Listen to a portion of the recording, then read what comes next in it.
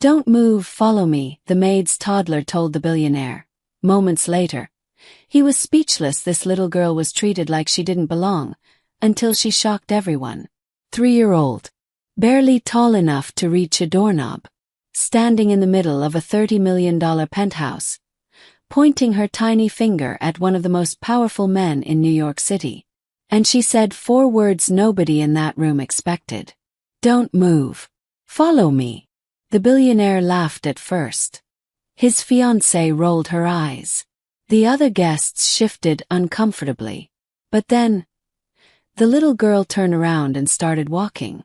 Slowly, seriously, like she knew something nobody else did. And what happened in the next 3 minutes made a room full of powerful people go completely, utterly silent. Welcome back, beautiful people.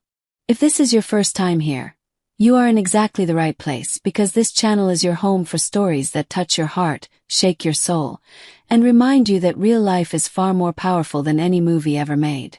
Before we begin today's story, drop a comment and tell me, where are you watching from? What country, what city? I read every single one, and I love knowing who's in this community with me. Now listen. What you're about to hear is one of those stories that starts in the most ordinary way. A maid, her little girl, and a billionaire's grand engagement party, and ends in a way that will leave you breathless. No spoilers. Just stay with me. Every single second of this one matters. Some doors look like service entrances, until you realize they lead somewhere no one expected. Elena Vasquez had learned a long time ago how to make herself invisible.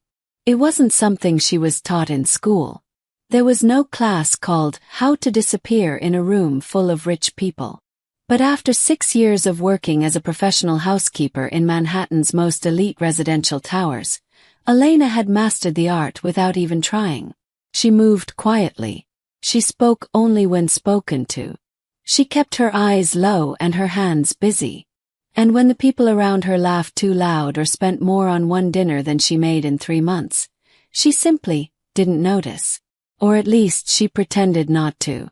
She was 31 years old, though she looked younger. Dark hair always pulled back into a neat bun, worn hands that told the story of someone who had worked since she was a teenager, and a quiet dignity that most people in her world completely overlooked. Most people. Not all. But we'll get to that.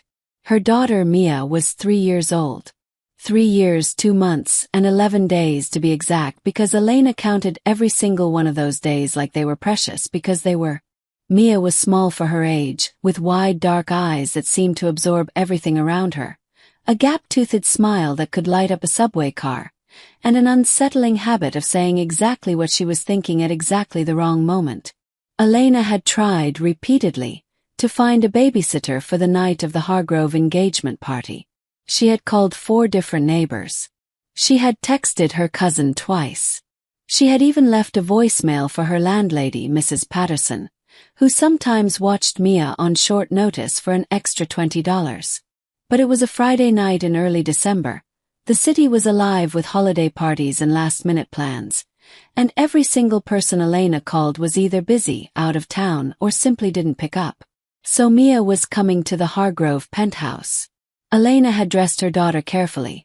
A little red velvet dress she'd found at a thrift store the previous winter, white tights, tiny black shoes with a small bow on the toe. Mia looked like a Christmas card.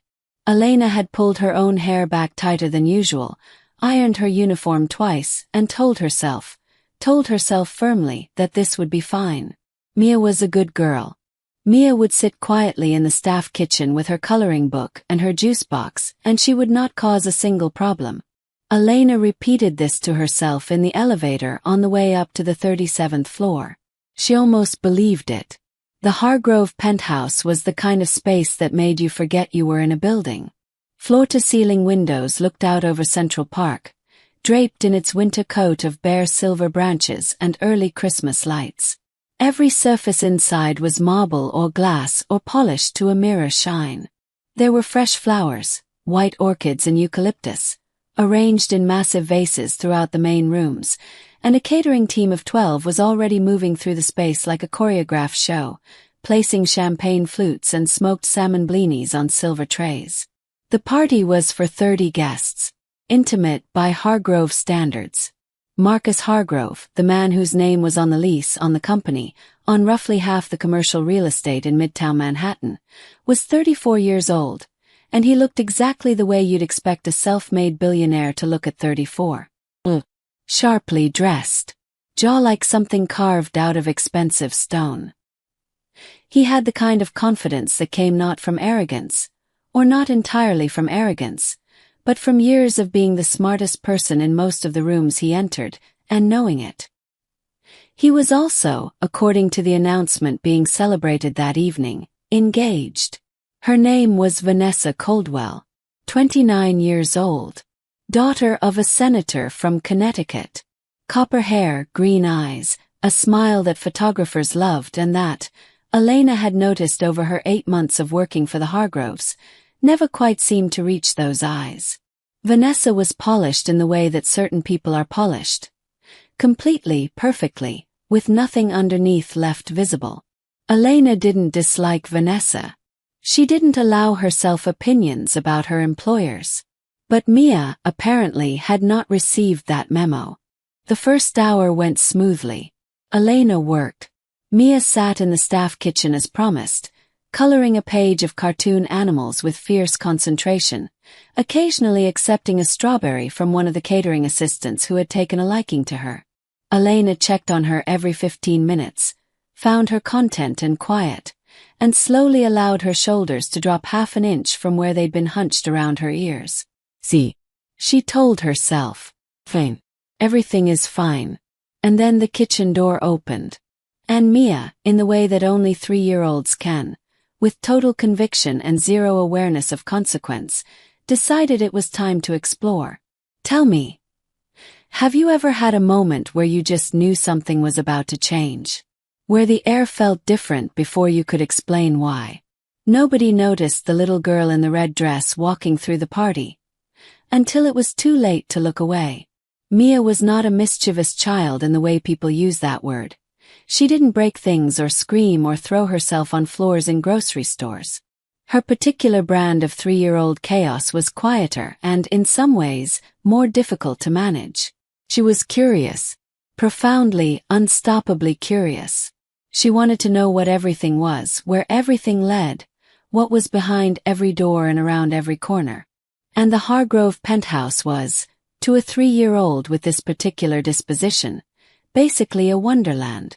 She moved through the edges of the main reception room without anyone stopping her, mostly because no one was looking at floor level, and partly because she was genuinely small enough to navigate between adult legs without disturbing anyone's champagne.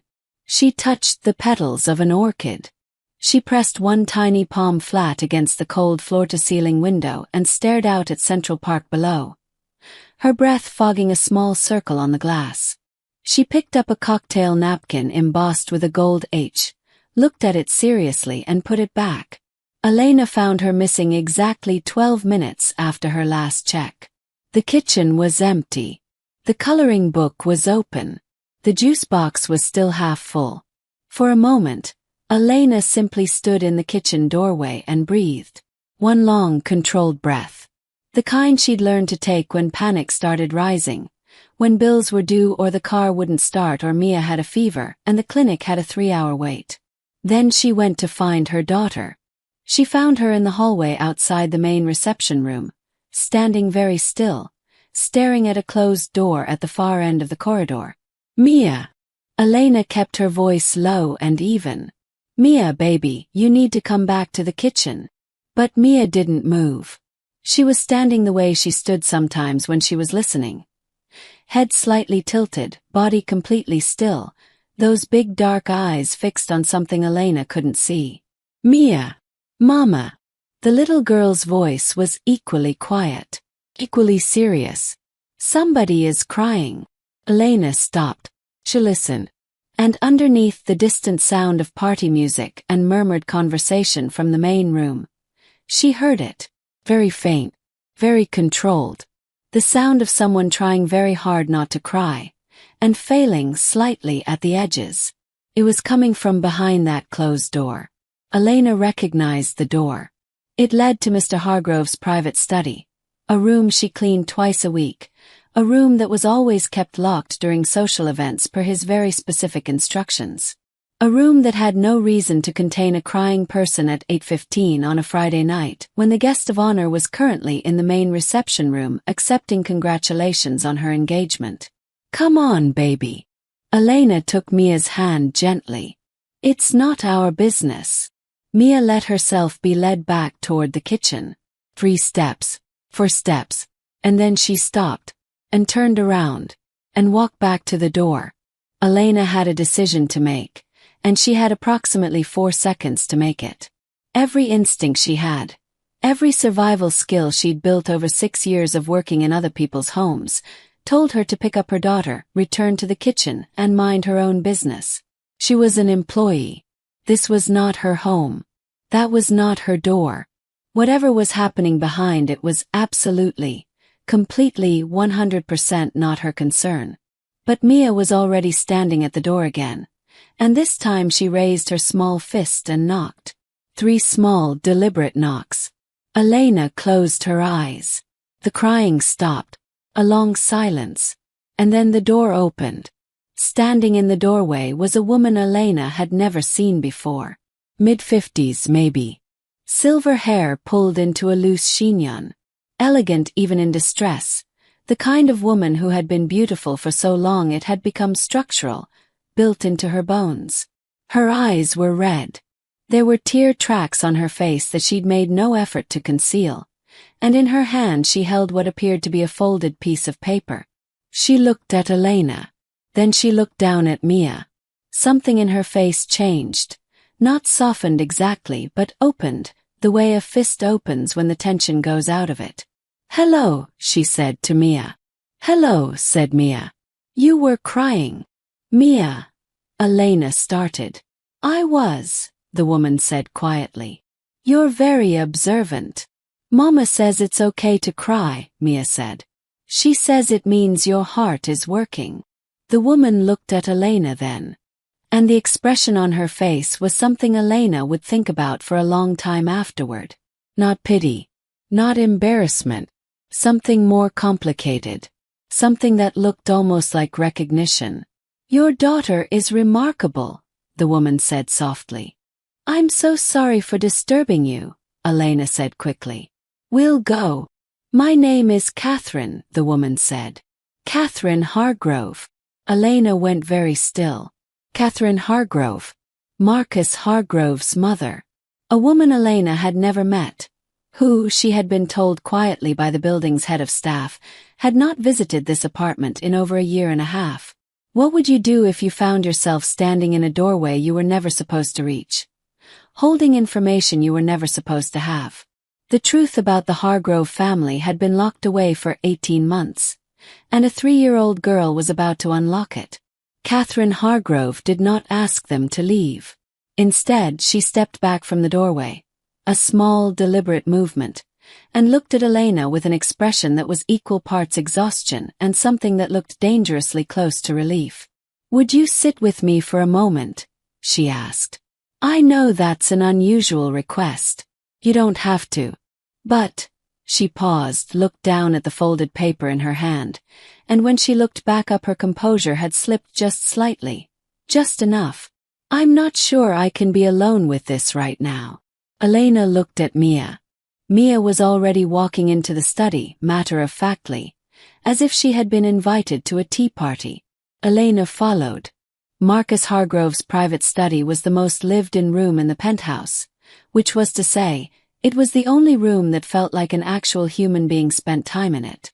There were books on the shelves, real books, worn spines, some with dog-eared pages. There was a desk that showed signs of real work, stacked folders, a legal pad covered in handwriting, 2 coffee mugs. A framed photograph on the corner of the desk that Elena, in 8 months of cleaning, had always left carefully undisturbed. She looked at it now. It was a photo of a man and a woman, younger, 20 years younger maybe, standing in front of what looked like a lake somewhere green and rural, laughing, his arm around her shoulders, her head tilted toward him. "Marcus and Catherine," She hadn't recognized it before because she'd never seen Marcus Hargrove laugh quite like that.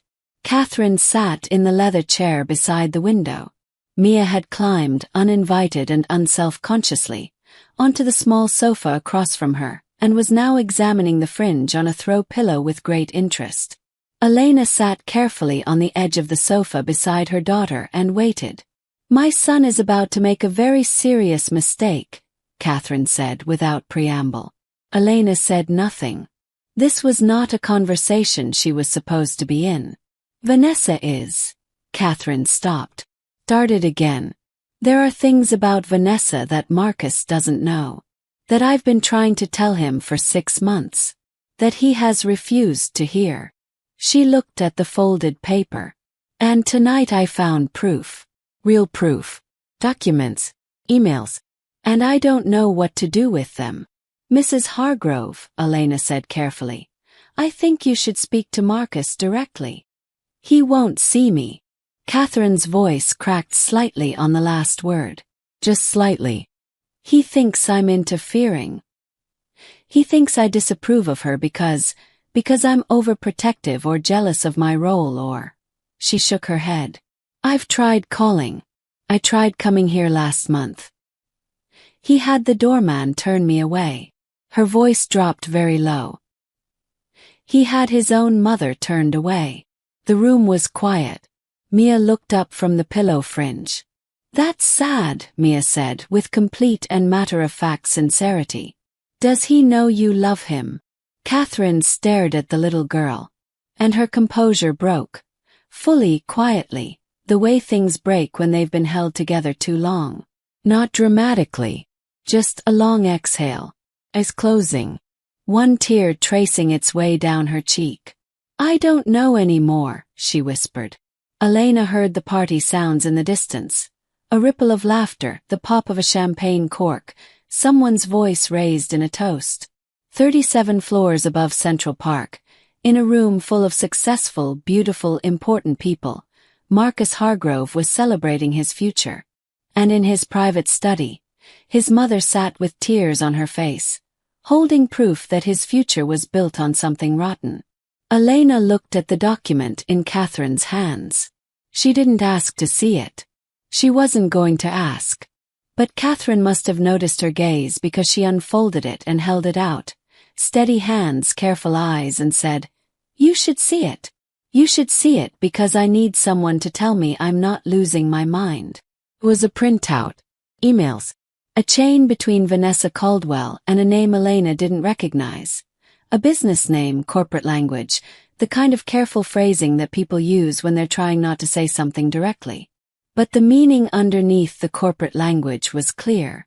Vanessa had been selling information. About Marcus. About his company's upcoming acquisitions. Private, confidential, enormously valuable information to a competing firm for 18 months. She hadn't fallen in love with Marcus Hargrove. She had targeted him. Elena read it twice. Set it down on the cushion beside her. Looked at the wall for a moment. "How did you get this?" she asked quietly. "His assistant. A young man named Derek who has worked for Marcus for 4 years and loves him like a brother." Catherine folded the paper back along its creases. "Derek found it 3 days ago. He was afraid to go directly to Marcus. He came to me instead." "You need to show Marcus tonight," Elena said. "He won't see me. He won't come to this room if he knows I'm here." "Then..." "Mama," said Mia. Both women looked at her. The little girl had set down the throw pillow. She was standing up on the sofa cushion, which put her almost at eye level with the adults. She had her arms crossed, a posture she had, Elena suspected, learned from watching Elena herself during phone calls with the electric company. "Mama," Mia said again with great seriousness. "I can go get the man." Silence. "Mia, sweetheart. I can go get him." She climbed off the sofa with the focused determination of someone who had made a decision and saw no further need for discussion. "I saw him. He's tall. I'll go get him." "Mia, you can't just..." But Mia was already at the door. If you were in Elena's position, a woman with everything to lose, would you let your 3-year-old daughter walk into that party and change the course of someone's life forever? Nobody stops a 3-year-old on a mission. Not even a billionaire. Marcus Hargrove had shaken 14 hands, accepted 11 congratulations, deflected 4 business questions that were not appropriate for an engagement party, and was in the middle of a conversation about Cabo San Lucas honeymoon resorts with his fiancée's father when he felt it. Small hand, wrapping around 2 of his fingers. He looked down. A little girl in a red dress was looking up at him with the most serious expression he had ever seen on a face that small. Dark eyes, kept-toothed. One white tights covered knee slightly grass-stained, which made no sense, given that they were 37 floors up. He blinked. "Don't move," the little girl said. His future father-in-law stopped mid-sentence. Vanessa, standing to Marcus's left, turned and looked down. Something passed across her face. Quick, controlled, gone before most people would have caught it. "Follow me," the little girl said. Marcus Hargrove, the man who ran $300 million worth of real estate without raising his voice, who had negotiated with city councils and corporate boards and union representatives and won, looked down at this 3-year-old and felt, inexplicably, like he should do exactly what she said. "Excuse me," he said to his future father-in-law. "Marcus." Vanessa's voice was sharp low. "You can't just." "I'll be right back," he said. And he followed the little girl in the red dress through his own party, past 12 people who stopped talking to stare, through the hallway, to the door of his private study. He heard his mother's voice before he saw her. One word. Just his name. Marcus. And the world as he knew it rearranged itself slightly. He hadn't heard her voice in 4 months. He hadn't let himself. He'd been so certain, had told himself so many times and with such conviction, that her concern about Vanessa was just another form of control, another way of keeping him tethered. He'd been a 34-year-old man acting like a teenager who'd built a wall to prove he could. His mother stood in the middle of his study, holding a folded piece of paper, with a woman he recognized as one of his cleaning staff standing quietly against the wall, and the most solemn 3-year-old he'd ever encountered standing at the center of the room like she'd organized the whole meeting. Which, in a sense, she had. "Mom," he said. His voice came out differently than he intended. Rougher. Less controlled. "Sit down," Catherine Hargrove said gently. "I need you to read something." He read it standing up. He read it twice. Then a 3rd time. His face went through several expressions that he would not have chosen to make in front of other people, but there were no controlled expressions available for what he was reading, so he let them happen. The party continued in the other room. He could hear it, low and distant like sound from another world. When he looked up from the paper, his mother was watching him. Elena was watching the floor. Mia had, at some point, climbed back onto the sofa and fallen entirely asleep, curled on her side with the throw pillow tucked under her cheek. "How long have you known?" Marcus asked. 3 days. "Derek, how long have you been trying to tell me?" The pause before Catherine answered was long enough to be its own answer. 6 months, she said quietly. Marcus Hargrove sat down on the edge of his desk. He pressed one hand flat against the legal pad there, grounding himself in something solid, something real, something that represented work he had actually done and deals that were actually what they appeared to be. "I turned you away," he said. "You were protecting yourself. You thought." "I turned you away," he said again. Not an accusation. Worse than that, a reckoning. He looked at Elena. She met his eyes briefly, then looked back at the floor. "She helped you tonight?" he asked. "Her daughter found me," Catherine said. "And then," she smiled, and it was the first real smile she'd worn in what felt like years. "Then her daughter found you." Marcus looked at the sleeping child on his sofa. 3 years old. Red dress. Completely unconscious. Absolutely unaware of what she'd just done. "Who are you?" he asked Elena quietly. Elena Vasquez, she said. I clean your apartment on Tuesdays and Fridays. I know. He looked at her for a moment. I mean, why did you stay? When you found my mother, you could have walked away. You had every reason to walk away. Elena thought about it. The real answer, the true answer, was complicated.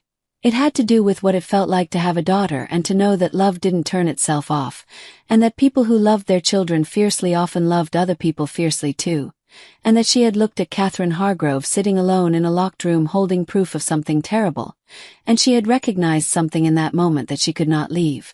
But she was also still very aware that she was an employee in this man's home. My daughter made the decision, she said finally. I just didn't stop her. Do you believe some people come into our lives not by accident, but because something bigger needed them there? Some debts can't be repaid. They can only be carried forward into the rest of your life. Marcus Hargrove walked back into his engagement party 12 minutes later. He was alone. His expression was composed in the precise, controlled way that meant he was working very hard at composure. The room registered his entrance. Conversations dimmed, people turned. Vanessa registered it before anyone else. She was a perceptive woman. That had always been part of the problem and part of the attraction. She read rooms the way others read words, and she read Marcus's face across 30 feet of marble and glass in less than a second. She knew. What followed was not dramatic. Not in the way movies make these moments dramatic. There was no shouting, no broken glass, no grand public confrontation. Marcus was not a man who performed. He crossed the room. He spoke to Vanessa quietly, in a voice that carried to no one but her. And then he said, equally quietly to the assembled room, that the party was over. People gathered coats. The catering team began, professionally, to clear. Vanessa Caldwell left the Hargrove penthouse without looking back. Her father followed. The elevator doors closed. And the party was over. Elena didn't witness any of that. She was still in the study, sitting beside her sleeping daughter, who had not moved or stirred through any of it, because 3-year-olds who have accomplished their purpose for the evening sleep with a profound and uncomplicated peace. When Marcus came back to the study, he was quieter. Smaller, somehow, in the way that people become smaller when something they believed in turns out to be hollow. He sat down in the leather chair where his mother had sat earlier. Catherine was beside him, her hand on his arm, not speaking, just there. Present in the way she'd been trying to be for 6 months. Elena began gathering her things. Don't, Marcus said. Stop. Please. He gestured. A simple, slightly helpless gesture. Stay for a few more minutes. He asked her questions. Quiet, genuine questions. How long had she worked in the building? Where she was from originally? How old Mia was? What she was hoping for? Elena answered carefully at first, watching for the exit she was supposed to take. But something about the way he listened, really listened, not the performance of listening that wealthy people sometimes offered to service workers when they wanted to feel democratic, made her answers get a little longer, a little truer. She told him she'd come to New York from Texas 11 years ago. That she'd been working since she was 16. That Mia's father was not in the picture. That she cleaned 3 apartments in this building on rotating days and 2 more in a tower 2 blocks east. And that she was taking an online bookkeeping course because she had decided, firmly recently, with a specific determination that comes from watching your daughter sleep and wanting to build something better, that she was not going to be doing this work in 5 years. Marcus listened to all of it. Then he said, I want to offer you a position. Elena went very still. Not housekeeping, he said. I have a small team that manages accounts for 3 of my properties. Administrative work, some coordination, some financial tracking. One of my team members is leaving in January. The starting salary is. He named a number that was more than twice what Elena made in a year. The position comes with full benefits. And I'll pay for the rest of your bookkeeping certification. Elena stared at him. Why, she said carefully. Would you do that? Marcus looked at her for a moment. Then he looked at Mia, still sleeping, still curled in perfect unconscious peace. Because your daughter walked through a party full of adults who all had more information than she did, and more reasons to do nothing, he said quietly. And she did something anyway. Because it was right. He looked back at Elena. I'd like to be the kind of person who notices that. 6 months later, Elena Vasquez sat at a desk in a bright office on the 32nd floor of a building in Midtown Manhattan. Her name was on the door. Small but real, a nameplate that she had touched briefly on her first morning just to confirm that it was solid. Mia went to a preschool 4 blocks away. A good one, with patient teachers and a big art room and a garden in the back where she could grow things and examine bugs with the same solemn focus she applied to everything. Catherine Hargrove had lunch with her son every Wednesday. It was a new habit, cautious at first, then less cautious. They were rebuilding something that had gotten damaged. It was slow work. It was also the most important work either of them was doing. Marcus had not started dating again. He was, instead, doing something he hadn't done since his first years in business. Being still.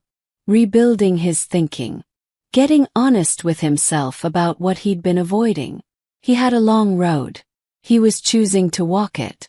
And sometimes on Tuesday or Friday mornings, when Elena passed through the main building lobby on her way up to the office, she would see Mia, who occasionally came to work with her mother before preschool drop-off, standing at the big lobby windows, staring at the city outside with those wide dark eyes. Looking at everything. Taking it all in. Already, at 3 years old, preparing to be ready for whatever door came next. Here's what I want you to take away from this story today. We spend so much of our lives learning how to be invisible. How to mind our business. How to not ask too many questions or take up too much space or make too much noise.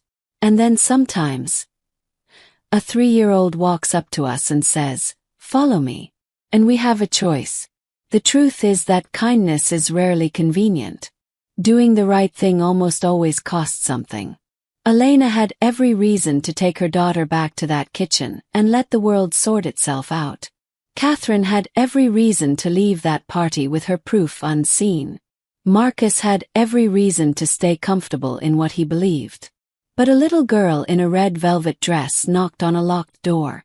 And the whole course of several lives changed. You don't have to be powerful to change things. You don't have to be wealthy or influential or important. You just have to be willing to knock. To follow. To stay when walking away would be easier. The people who change your life forever are not always the ones you expect. Sometimes they're 3 years old and wearing grass-stained tights, and they don't know enough about the world yet to know that they're not supposed to. Maybe that's exactly why they can.